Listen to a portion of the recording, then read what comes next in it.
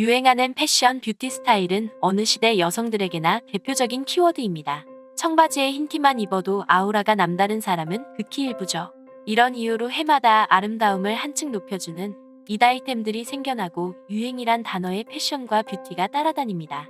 유행은 돌고 돈다지만 다시 돌아올까 무섭기까지 한 유행 스타일도 있는데요.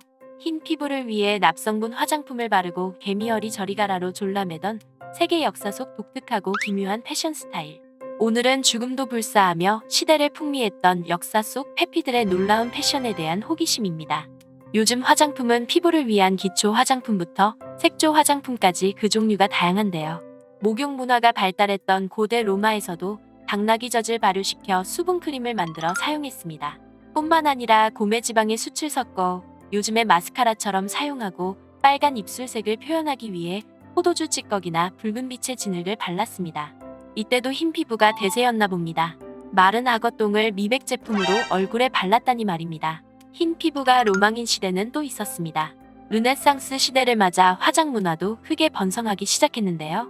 16세기 영국 귀족 여성들은 하얗고 창백한 얼굴을 부의 상징으로 여겨 흰 피부를 위해 납성분이 들어간 하얀 파우더로 화장을 했습니다. 당시 시대의 아이콘이었던 영국 엘리자베스 여왕도 납 화장을 즐겼다고 하는데요. 납성분으로 인해 피부가 변색되거나 녹아내리는 고통스러운 증상을 보였다고 합니다. 19세기에는 좀 더 나아가 질병 화장법이 유행을 했는데 병색이 완연하거나 금세 쓰러질 것처럼 아파 보이는 사람이 가장 예뻐 보이는 시대였다고 합니다. 나폴레옹의 부인 조세핀도 이 화장법을 사용했는데요. 나폴레옹은 그런 아내를 보며 여보 꼭 송장 가꾸려 라고 했다고 합니다. 눈 밑에 다크서클을 만들기 위해 일부러 굶고 빈속에 식초를 마셔서 위를 망가뜨리기까지 했다니 아름다움을 위해 없던 병도 만들었던 시대네요. 가는 허리는 요즘 시대를 살아가는 여성들의 로망이기도 한데요. 개미도 울고 가늘어도 너무 가는 허리를 유지했던 시대가 있었습니다. 16세기 여성들은 미의 조건으로 풍만한 엉덩이와 잘록한 허리를 강조했는데 이를 위해 몸에 변화를 줄 만큼 아주 강력한 코르셋을 착용하였습니다.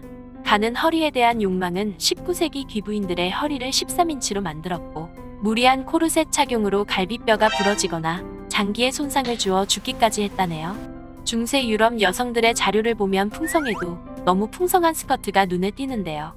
바로 스커트 안에 입었던 크리놀린이라는 스커트 버팀목 때문이었습니다. 크리놀린은 19세기 중엽 크게 유행했었는데요. 스커트를 부풀려 풍성하게 하면서 허리를 잘록하게 보이도록 착용한 크리놀린으로 인해 1850년부터 1864년 세계적으로 약 4만 명의 여성이 크리놀린 화재로 사망했다고 하네요.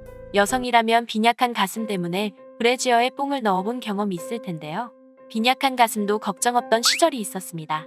1940년에서 50년대를 상징하는 란제리 상품 총알 브래지어는 할리우드 스타들이 스웨터 아래 착용하기 시작하면서 큰 인기를 누리게 되었는데 이 시기에 보급된 TV는 총알 브래지어에 유행의 기름을 부었습니다. 여성들의 발이 너무 크다면 구두를 신을 때 조금 덜 예쁘겠죠. 하지만 여성의 작은 발이 아름다움의 기준이자 결혼의 조건이 되었던 민족이 있습니다. 바로 한족인데요. 한족은 어린 소녀의 발을 인위적으로 묶어 성장을 막는 전족을 했습니다.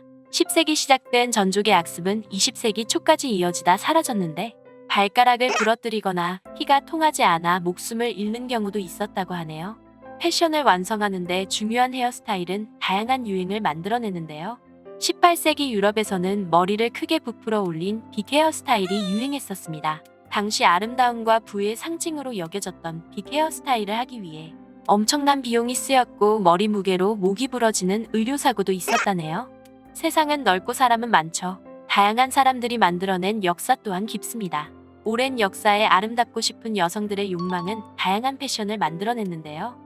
개성과 상관없이 유행만을 쫓아 보니 패션이 아름다움을 돋보이는 것이 아닌 패션을 위해 목숨까지 잃는 비극을 낳게 된 듯합니다.